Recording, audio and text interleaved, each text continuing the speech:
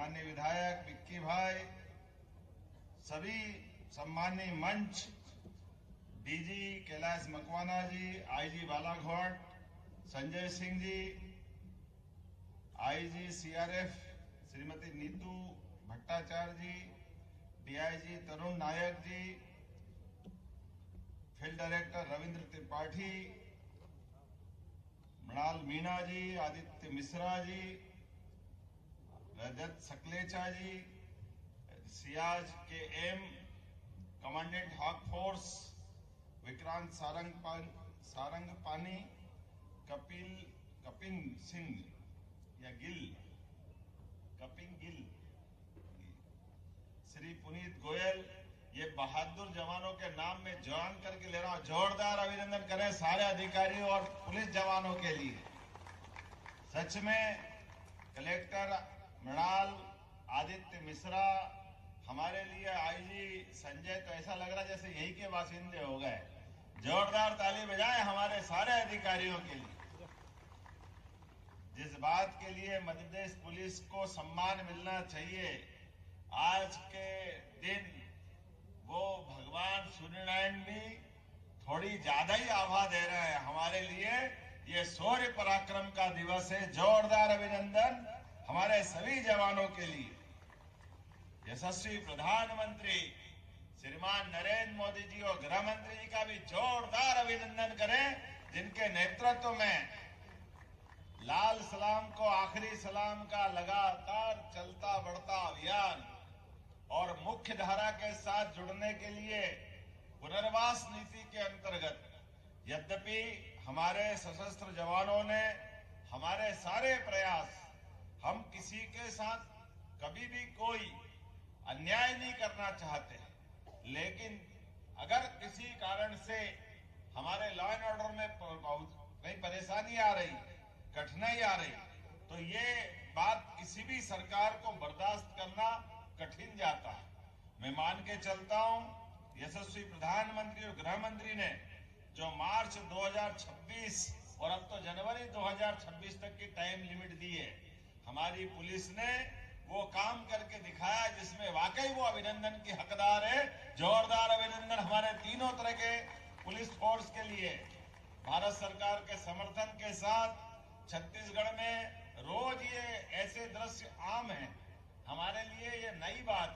पहले एक महिला नक्सली सुनीता ने हमारे बीच आकर के इस शांति के पथ पे कदम बढ़ाया था। जोरदार अभिनंदन करें पुलिस के तब के वातावरण के लिए। और उसके बाद ये डलम का एक नया 10 सदस्यीय समूह, जिसके आधार पर हमारे लिए अगर इनके नाम देखें तो ये सुरेंद्र उर्फ कबीर, जिसपे मध्य प्रदेश ने 12 लाख का, छत्तीसगढ़ ने 25 लाख का, महाराष्ट्र ने 25 लाख का इनाम डिक्लेयर किया था। कुल जवाब 62 लाख का इनाम इस पे था। आज इनने सरेंडर किया है। ये संविधान की कॉपी लेकर के हम एक तरह से पुनर्वास की नीति के अंतर्गत शासन की योजना हमारे सारे व्यवस्थाओं के लिए हमारे साथ मिलकर के उस मार्ग को त्याग करके जिससे कठिनाई पैदा होती है, समाज में अव्यवस्था होती है, और कानून के रास्ते पे जो आएगा सरकार उसका पुनर्बसाहट का पूरा काम करेगी। निश्चित रूप से राकेश होडी इन्हीं का भी इसी प्रकार से ये नाम तो सलिता, लालू, शिल्पा, नवीन, जयशीला, विक्रम, जरीना और समर सब मिलाकर के 2,36 लाख का अलग अलग इनाम इन पर डिक्लेयर था, और ये आज हमारे मुख्य धारा में मिल रहे हैं। मैं माननीय प्रधानमंत्री और माननीय गृह मंत्री की भावना के अनुसार मध्य प्रदेश सरकार के माध्यम से हम जो कर सकते हैं पुनर्वास के लिए, उससे आगे बढ़ के करेंगे, ये पक्का है। और हर तरह से जो हमारे साथ हथियार त्याग करके आ रहे हैं, उनके लिए चिंता करने का काम हमारी सरकार का, हमारी सरकार के माध्यम से और भी जो बचे हैं वो हथियार त्यागे। इस अपेक्षा के साथ मैं बताना चाहूंगा, अकेले 2025 में बालाघाट जोन में अब तक 10 हार्डकोर नक्सलियों को धराशायी करने का काम हमारी पुलिस ने किया था। ये बड़ी बहादुरी का काम था। लगभग 1.46 करोड़ का इनाम इन पर था। मैं मान के चलता हूं, जब मलाज खंड की दलम एसीएस सुनीता ने 1 नवंबर को पुलिस के आगे सरेंडर किया था, जिन पे लगभग 17.5 लाख का इनाम था, और उसके साथ साथ जब हमारा ये लगातार अभियान चला, इसी का परिणाम है कि हमारे एमएमसी जोन के प्रवक्ता अनंत उर्फ विकास नगपुरे द्वारा सीमावर्ती जिलों में 11 सशस्त्र वर्दीधारी नक्सलियों के साथ मैं हथियार आत्मसमर्पण किया था। मैं लंबी चौड़ी बात न करते हुए, क्योंकि 5 बजे हमारा हेलीकॉप्टर उड़ने का समय है, लेकिन आज का ये समय तो वास्तव में माननीय डीजीपी का रात को फोन आया तो हमने कहा मैं सब काम छोड़ के चलूंगा। हर हालत में हमारे जवानों का ये ऐतिहासिक दिन है, हमारी अपनी सफलता का यह नया प्रतिमान बन रहा है। जब हम इस दिशा में काम कर रहे हैं, कई प्रकार से बालाघाट जोन को, मैं बालाघाट ही नहीं, मंडला, डिंडोरी, एक के बाद एक लगभग 2 साल के अंदर ये जिले हमारे भारत सरकार की उस लिस्ट से बाहर आए जिसको हम डेंजर जोन में मानते थे। धीरे धीरे करके बालाघाट का भी कान्हा पर्यटन का केंद्र, ये पूरा क्षेत्र, और उम्मीद करेंगे जनवरी तक हम अपने उस संकल्प की पूर्ति मध्य प्रदेश सरकार बालाघाट जिले से भी करके देगी, जिसकी माननीय गृह मंत्री जी ने अपेक्षा की है। जोरदार अभिनंदन करें इस माध्यम से।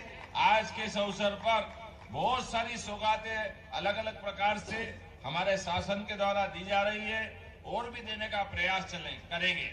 विशेष सहयोगी दस्ता 882 स्वीकृत पद करते हुए हमने सभी प्रकार से हमारे नवयुवकों को इस अभियान में शामिल होकर के राष्ट्रधारा के साथ हमारी ताकत को बढ़ाने का काम किया है। जनता की सुविधा के लिए भी बालाघाट पुलिस द्वारा दूरस्थ नक्सल प्रभावित क्षेत्रों में 46 एकल सुविधा केंद्र खोले गए। एकल सुविधा केंद्रों के माध्यम से युवाओं का चयन निजी कंपनियों से दिलवा करके उनको सिंगल क्लिक से नियुक्ति पत्र दिलवाए जा रहा है। एकल सुविधा केंद्र के माध्यम से भी वन अधिकार पट्टे से लेकर सभी प्रकार की चिंता का काम हमारे द्वारा किया जा रहा है।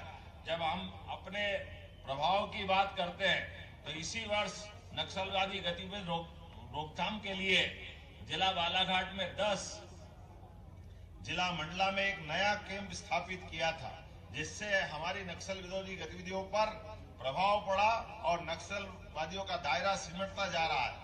इसी तरह से 15 नवीन अस्थायी कैंप भी हमारे द्वारा लगाने का प्रयास किया है, और हाक फोर्स के 1200 जवान लगातार अंकुश लगाने के लिए, और इसी के कारण से हाक फोर्स और 328 जवानों को जिला बल सहित हमने उनकी बहादुरी के फलस्वरूप क्रम पूर्व पदोन्नति देने का काम भी हमने किया था। जोरदार अभिनंदन करें हमारे बहादुर जवानों के लिए भी।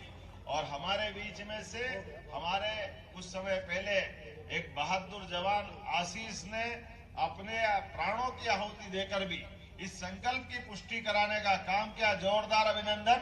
आशीष का बलिदान आज हमारे लिए सार्थक हो रहा है।